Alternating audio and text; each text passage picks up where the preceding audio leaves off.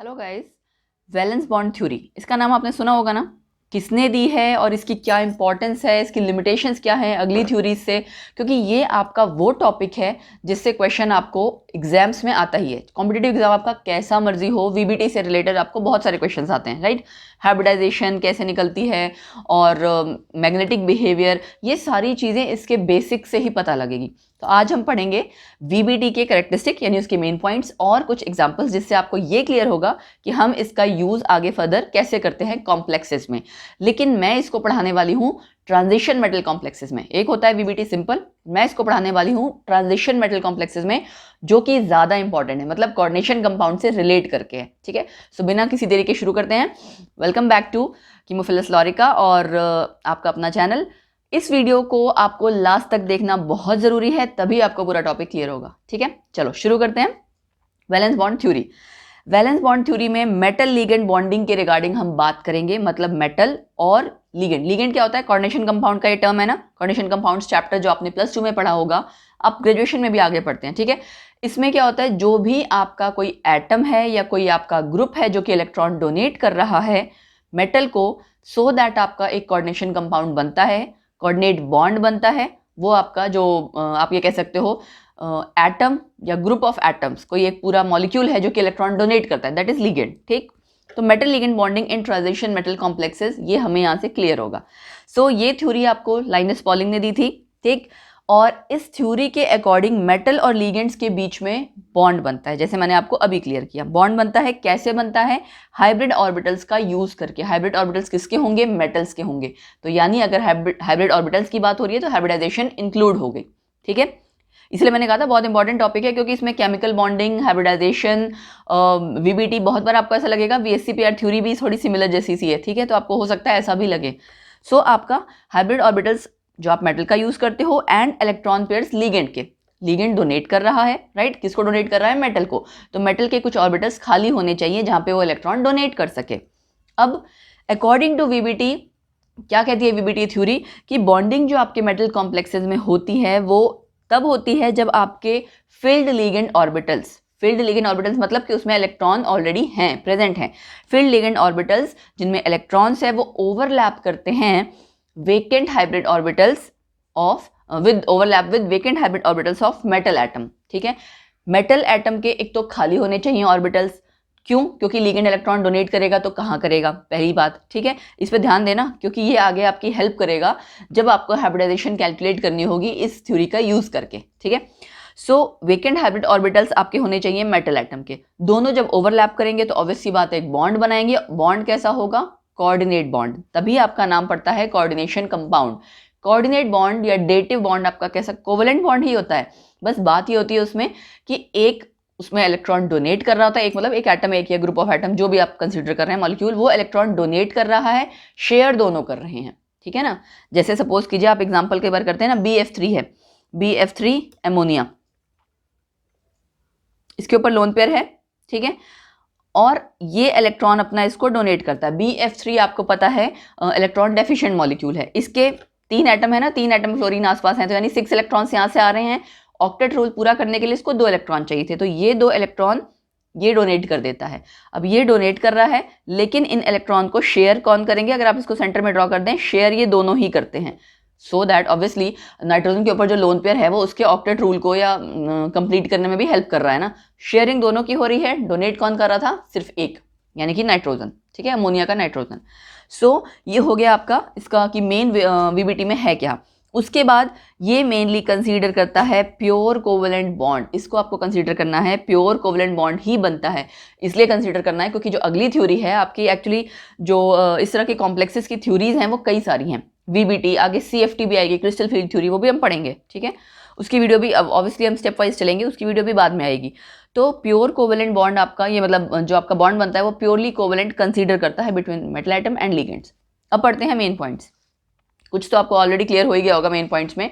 सबसे पहला पॉइंट क्या है कि सेंट्रल मेटल आयन जो कॉम्प्लेक्स का होगा वो आपका it will make available adequate number of orbitals. ठीक है, अगर उसके पास खाली ऑर्बिटल नहीं है तो इलेक्ट्रॉन कैसे लिगेंड डोनेट कर सकता है या कहाँ डोनेट करेगा? Fine, so adequate number of empty orbitals for making coordinate bonds. Got it? With suitable ligands, जो कि मैंने आपको एक्सप्लेन कर दिया। अब जितने नंबर ऑफ एम्प्टी ऑर्बिटल्स होंगे उतना ही उसका कोऑर्डिनेशन नंबर होगा, ये भी याद रखना। दिस इज इंपॉर्टेंट पॉइंट कि जितने आपके एम्प्टी ऑर्बिटल्स होंगे उतना ही आगे कोऑर्डिनेशन नंबर होगा किसका, सेंट्रल मेटल आयन का। ठीक, क्यों? क्योंकि वो उतने ही कोऑर्डिनेट बॉन्ड बनाएगा। क्लियर? अब इसके बाद ये तो फर्स्ट पॉइंट था हमारा, उसके बाद हमारा सेकंड पॉइंट। सेकंड पॉइंट क्या है? Appropriate atomic orbitals of metal hybridize. Hybridize क्यों करते हैं? हाइब्रिडाइजेशन का कॉन्सेप्ट अगर आपने पढ़ा होगा, सो दैट एम्प्टी जितने भी आपके ऑर्बिटल्स हैं उनकी सबकी एनर्जी डिफरेंट होती है, वो एक जैसी एनर्जी के लेवल के हो जाए।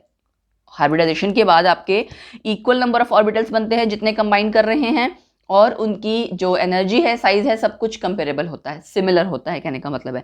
सो hybridize to give an equal number of new orbitals of equivalent energy called hybrid orbitals. Energy का कॉन्सेप्ट बहुत इंपॉर्टेंट है यहाँ पे, इस वजह से हाइब्रिडाइजेशन करवानी पड़ती है, सो दैट आपके हाइब्रिड ऑर्बिटल्स बने जो कि एक जैसे ही ऑर्बिटल्स हों।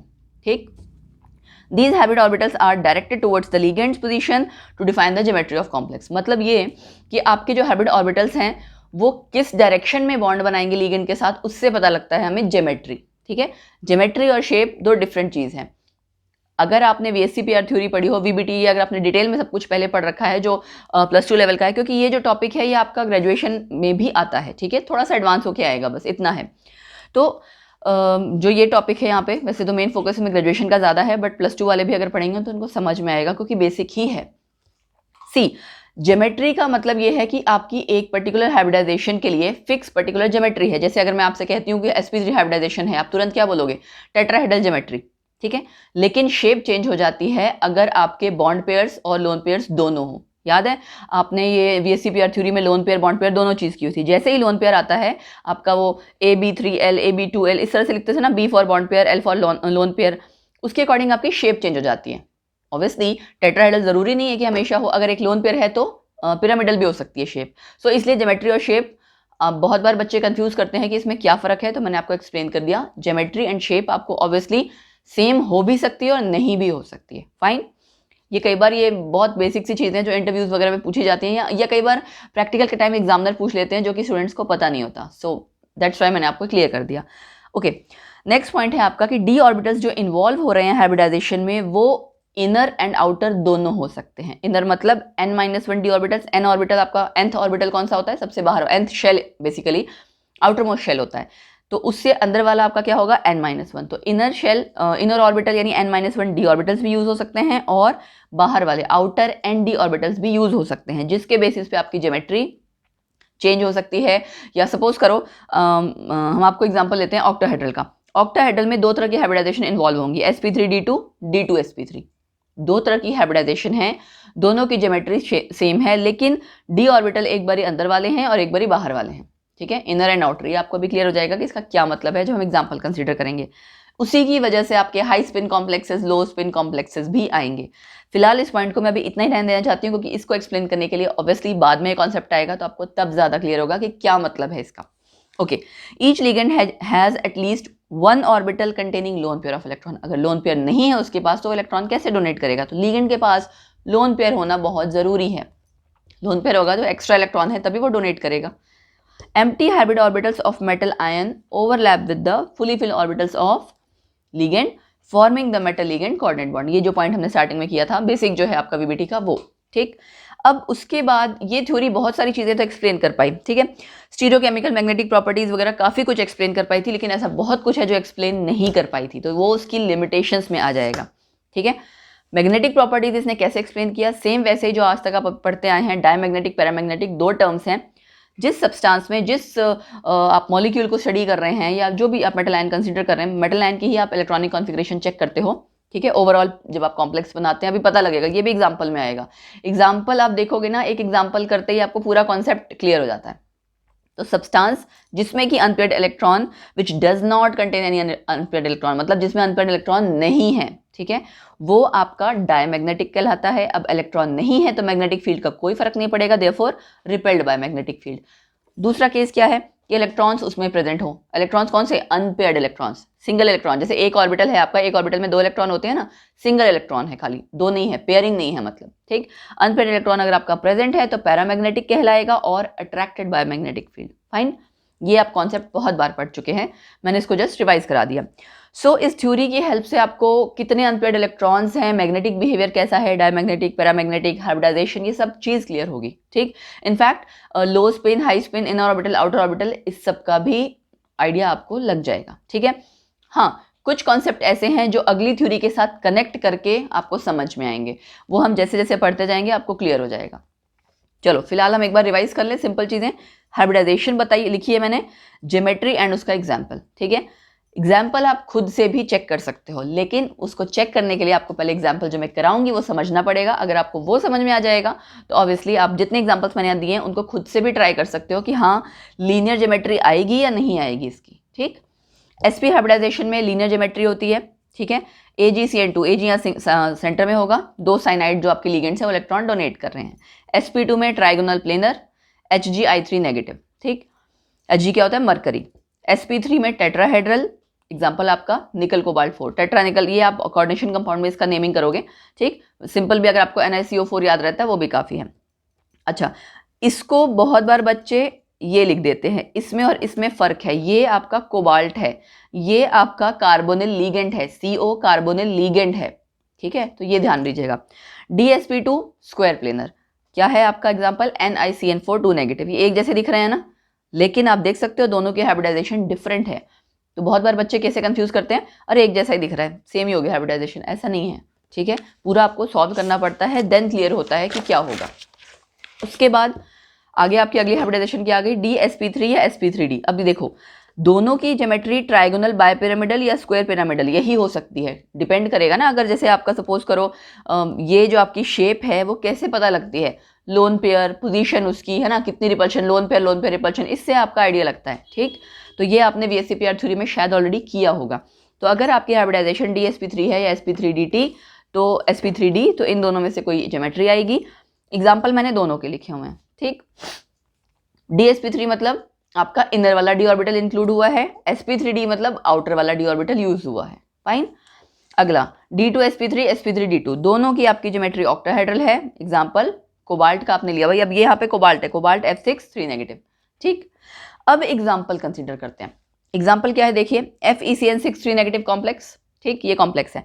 अब सबसे पहले आपको क्या करना है, आयरन की आपने एटॉमिक नंबर आपका आयरन का चेक किया, 26 एटॉमिक नंबर याद होने चाहिए इसके लिए। ठीक है, और जो ट्रांजिशन सीरीज है आपकी फर्स्ट सेकंड थर्ड फोर्थ, उसमें आपको एटलीस्ट पहली 2 तो याद हो, वैसे मैं बोलती हूँ पहली 3 जो आपकी फर्स्ट सेकंड थर्ड तीनों है वो तीनों याद होनी चाहिए। ठीक है, स्कैंडियम वाली, उससे नीचे वाली, उससे नीचे वाली, वो याद होंगी तो आप कोई भी कॉम्प्लेक्स अगर आए तो आप उसको चेक कर सकते हो। जैसे आपका भी एग्जाम्पल हमने किया ना Hg, ठीक है, Sb। अब अगर बच्चे को पता ही नहीं एटॉमिक नंबर क्या है तो आप चेक भी नहीं कर सकते, राइट, इस वजह से। सो एटॉमिक नंबर बहुत इंपॉर्टेंट है। 26 इसका एटॉमिक नंबर है, 3d6 4s2 इलेक्ट्रॉनिक कॉन्फ़िगरेशन। मैं डिटेल्स में बहुत ज़्यादा नहीं जा रही, इलेक्ट्रॉनिक कॉन्फ़िगरेशन आई होप आपको लिखना आता होगा। ठीक, ऑक्सीडेशन स्टेट आयरन की आप कैसे निकालते हैं, आयरन को आप लेट कर लेते हो, आयरन क्योंकि हमें आयरन की निकालनी है तो X साइनाइड Cn नेगेटिव की तौर पे लिखा जाता है ना, मतलब एक लिगेंड के ऊपर 1 नेगेटिव चार्ज है या उसकी ऑक्सीडेशन स्टेट -1 है। ठीक, 6 की कितनी होगी, -6, तो और ओवरऑल किसके इक्वल हमें रखना होगा, -3 के। तो हम इसकी पहले निकालेंगे ऑक्सीडेशन स्टेट। ठीक, कैसे निकाली, X प्लस ही होगा ना, क्योंकि ओवरऑल सारी मिला के किसकी बराबर थी, -6, पूरे ब्रैकेट के ऊपर -6 था ना। देखो फॉर्मूला जो आपका कॉम्प्लेक्स था क्या था, FeCN6 3 नेगेटिव, ये आपका टोटल था, इसके इक्वल आप रख रहे हैं -3, है ना, X प्लस 6 इंटू -1, तो यहाँ से आपकी वैल्यू आ गई, ऑक्सीडेशन स्टेट कितनी आ गई, +3। आपने पहले सिंपल आयरन की कॉन्फ़िगरेशन लिखी, उसके इलेक्ट्रॉन्स फिल करके रखे हैं 3d6। अब यहाँ पे रूल अप्लाई होगा, कैसे कि आपका पहले पेयरिंग तब तक नहीं होती जब तक कि सिंगली ऑक्यूपाइड ना हो जाए। 3 रूल्स आपने पढ़ रखे हैं, Aufbau principle, Hund's rule of maximum multiplicity, और तीसरा क्या था, पॉलीज एक्सक्लूजन प्रिंसिपल। ठीक है, वो यहाँ पे हमेशा कभी भी इलेक्ट्रॉनिक कॉन्फ़िगरेशन लिखो तो अप्लाई होते हैं। इसीलिए मैं बार बार कहती हूँ बेसिक्स बहुत इंपॉर्टेंट हैं, वो सब हर बच्चे को आना चाहिए, अदरवाइज उससे कनेक्टेड जो आगे आपके टॉपिक्स हैं वो आपको समझने में दिक्कत होंगे। चलिए, तो आपका यहाँ पे अगर आप ध्यान दें 3D, ठीक है, 3D में आपने 6 ड्रॉ किए हुए हैं, मतलब इलेक्ट्रॉन फिल किए हुए हैं, 4s2 और 4p आपका खाली है।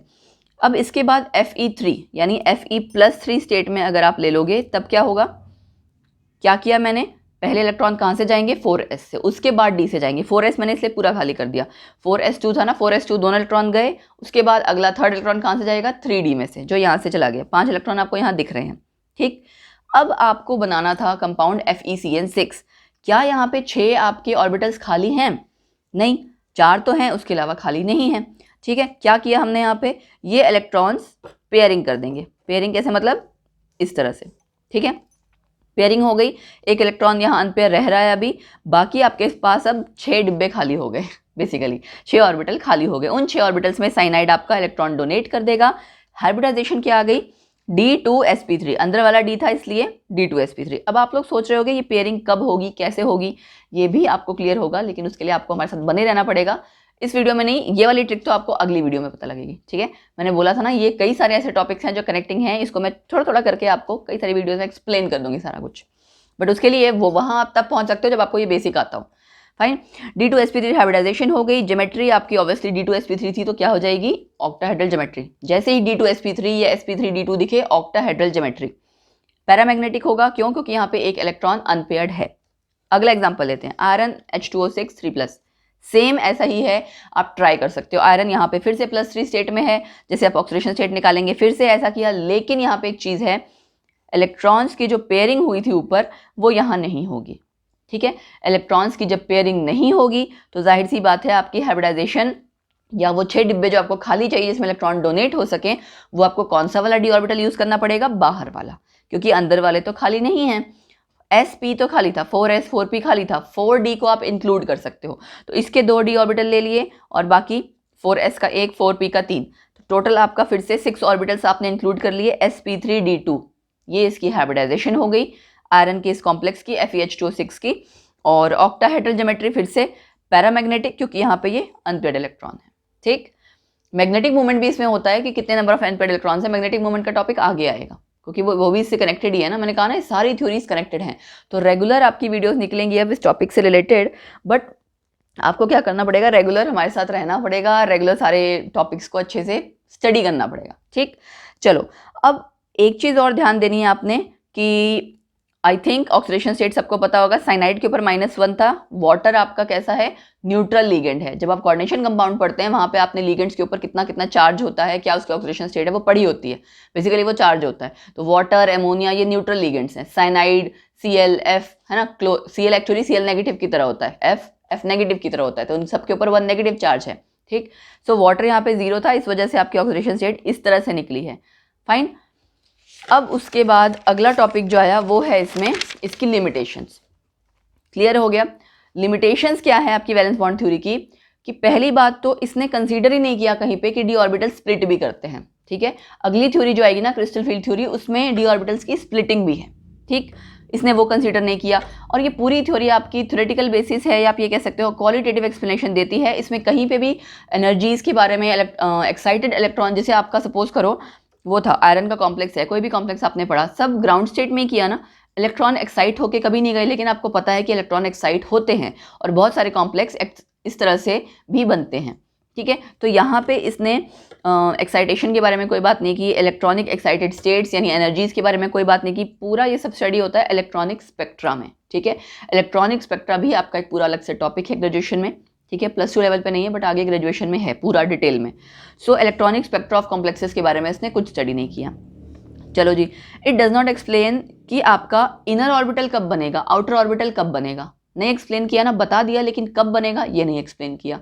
Strong field ligand, weak field ligand क्या है, ठीक है। Pairing, strong field ligand, weak field ligand actually हमारा वही डिसाइड करता है कि कब पेयरिंग हो रही है। अभी हमने कहा था ना इलेक्ट्रॉन्स पेयर अप हो जाएंगे, वाटर के केस में पेयर अप नहीं हुए, तो वो कब पता लगेगा, इस थ्योरी ने तो एक्सप्लेन नहीं किया, सो इसकी लिमिटेशन है। रिलेटिव स्टेबिलिटी कॉम्प्लेक्सेस की इसने नहीं स्टडी की, ठीक। हाई स्पिन लो स्पिन में आपको बता चुकी हूँ, ये भी आपने कि मतलब आपके हाई स्पिन लो स्पिन का मतलब क्या होता है, स्पिन मल्टीप्लिसिटी की कितने अनपेयर्ड इलेक्ट्रॉन्स हैं उससे पता लगता है हमें, है ना। ज़्यादा नंबर ऑफ अनपेयर्ड इलेक्ट्रॉन्स होंगे तो हाई स्पिन कॉम्प्लेक्स है, और अगर कम नंबर ऑफ अनपेयर्ड इलेक्ट्रॉन्स हैं तो लो स्पिन कॉम्प्लेक्स है। ये सारे पॉइंट्स ये थ्योरी एक्सप्लेन नहीं कर पाई थी। अब कलर ऑफ कॉम्प्लेक्सेस भी इसने एक्सप्लेन नहीं किया। तो ये जितने पॉइंट्स हैं आपके कि इनर ऑर्बिटल, आउटर ऑर्बिटल, ठीक, लो स्पिन, हाई स्पिन, ये सब चीज़ें ये वाली थ्योरी एक्सप्लेन नहीं कर पाई थी। लिगेंड्स को लेके स्ट्रॉन्ग है, वीक फील्ड है, कैसा फील्ड वाला है, कब पेयर अप होगा, कब नहीं होगा, these are all the limitations for valence bond theory. इसी की वजह से आपकी अगली थ्योरी जो आई थी वो क्रिस्टल फील्ड थ्योरी आई थी, ठीक है, वो हम बाद में पढ़ेंगे। आज के टॉपिक के लिए, आज की वीडियो के लिए यही टॉपिक है, इसको अच्छे से एक्सप्लेन मैंने कर दिया है। अब आपकी ड्यूटी है कि आप इसको अच्छे से क्लियरली पढ़ लेना। अगर कभी आपको किसी कॉम्प्लेक्स में किसी भी चीज़ में प्रॉब्लम है तो आप मुझे कमेंट सेक्शन में बता सकते हो, बट मेक श्योर मुझे लगता है कि अभी आपके कई सारे डाउट्स आएंगे। क्यों? क्योंकि ऐसे कई सारे एक्सेप्शंस भी हैं इसमें। मैं एक एक करके वो सारी चीज़ें कराती जाऊंगी। अगली वीडियो भी हमारी इससे रिलेटेड ही है, बहुत स्मॉल सी ट्रिक है, तो लेकिन उसको पढ़ने के लिए आपको ये पढ़ना पड़ेगा, तो इसीलिए मैं आपको कह रही हूँ कि इसको पहले अच्छे से पढ़ो, ठीक। एंड एज यूजुअल आपकी जो भी प्रॉब्लम है वो आप कमेंट सेक्शन में बता सकते हैं। हमारे सारे जितने भी हैंडल्स हैं, सोशल हैंडल्स, वहाँ कॉन्टैक्ट कर सकते हैं, ठीक है। उसके अलावा मैं आपको बता दूँ, हमारे चैनल पर रेगुलर लाइव स्ट्रीम हो रही है। आपको पता ही है, डेज हमने फिक्स किए हुए हैं। वेडनेसडे केमिस्ट्री का क्विज, एंड उसके अलावा सैटरडे मेंटल एबिलिटी का क्विज, संडे हमारा होता है जीएस का क्विज, ठीक है। उसके अलावा भी हम कई बार मस्ती करते हैं, जब हमें लगता है कि नहीं बच्चे थक गए हैं तो हम मस्ती वाला क्विज भी रखते हैं कोई ना कोई, ठीक। सो इसके लिए आपको हमें रेगुलर हमारे साथ बने रहना है। सब्सक्राइब करो चैनल को, ज़्यादा से ज़्यादा अपने फ्रेंड सर्कल में शेयर करो, बिकॉज बहुत सारे बच्चों के मेरे पास ये कमेंट्स भी आते हैं कि मैम हमें तो पता ही नहीं था कि इतनी आसान तरीके से भी कोई पढ़ा रहा है। समटाइम्स आई ऑल्सो रियलाइज़ कि हाँ, पढ़ाते बहुत लोग हैं, बट कभी कभार हर बच्चे का अलग एक बॉन्ड होता है ना टीचर के साथ, किसी का ज़्यादा अच्छे से समझ में आता है। बहुत बार टीचर्स होता है कि बिल्कुल डीप से पढ़ाते हैं, बिल्कुल बेसिक से, कुछ टीचर सुपरफिशियली पढ़ाते हैं, तो बच्चे बच्चे पे भी डिपेंड करता है। सो मैं ये चाहती हूँ उन बच्चों तक भी पहुँचे जो सच में बहुत बेसिक से स्टडी करना चाहते हैं, समझना चाहते हैं, बट उसके लिए आपको मेरी हेल्प करनी पड़ेगी। ज़्यादा से ज़्यादा इसको शेयर करो, जहाँ भी अपने फ्रेंड सर्कल में शेयर कर सकते हो। खुद भी सब्सक्राइब करके रखो, बेल आइकन प्रेस करके रखो, ऑल नोटिफिकेशंस पे क्लिक करके रखो, ठीक है। So bye bye, take care, keep on rolling the mystery of chemistry with my self Lorika at our channel chemophilus Lorika. Bye, take care.